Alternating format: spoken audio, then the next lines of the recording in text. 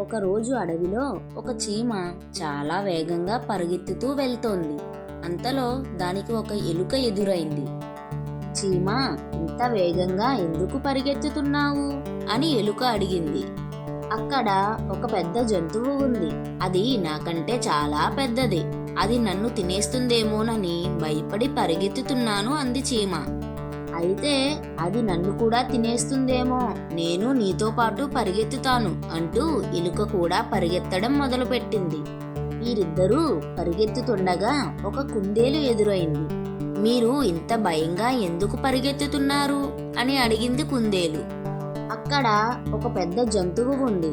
అది నన్ను తినేస్తుందేమోనని భయంతో పరిగెత్తుతున్నాను అంది చీమ. అవునవును అంది ఎలుక. దాంతో భయపడ్డ కుందేలు కూడా వాళ్లతో పాటు పరిగెత్తింది. కొంత దూరం వెళ్ళాక వారికి ఒక నక్క ఎదురైంది. నక్క కూడా అదే ప్రశ్న వేసింది. చీమ మళ్ళీ అదే సమాధానం చెప్పింది. అప్పుడు నక్క కూడా వాళ్లతో పాటు పరిగెత్తడం మొదలుపెట్టింది. చాలా దూరం పరిగెత్తాక నక్కకు అలసట వచ్చింది. ఇంకా నా వల్ల కాదు, అసలు ఆ భయపడే జంతువు ఏమిటి అని అడిగింది. అప్పుడు చీమ అంది, అది పెద్ద గండు చీమ. అది నా వైపే వస్తోంది. అది నన్ను ఏమి చేస్తుందోనని భయపడ్డాను.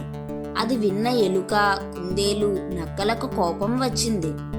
గండు చీమ మమ్మల్ని తింటుందా? అనవసరంగా మమ్మల్ని భయపెట్టావు అని కోపంగా చూశాయి. అందుకు చీమ ప్రశాంతంగా అంది, నేను నన్ను తింటుందన్నాను, మిమ్మల్ని తింటుందని ఎక్కడ చెప్పాను? అప్పుడు ఎలుక, కుందేలు, నక్కలు నిజమేనని అర్థం చేసుకున్నాయి.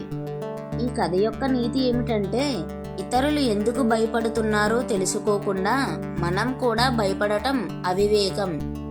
ఇలాంటి మరెన్నో కథల కోసం please like, share and subscribe కుట్టి టాక్స్.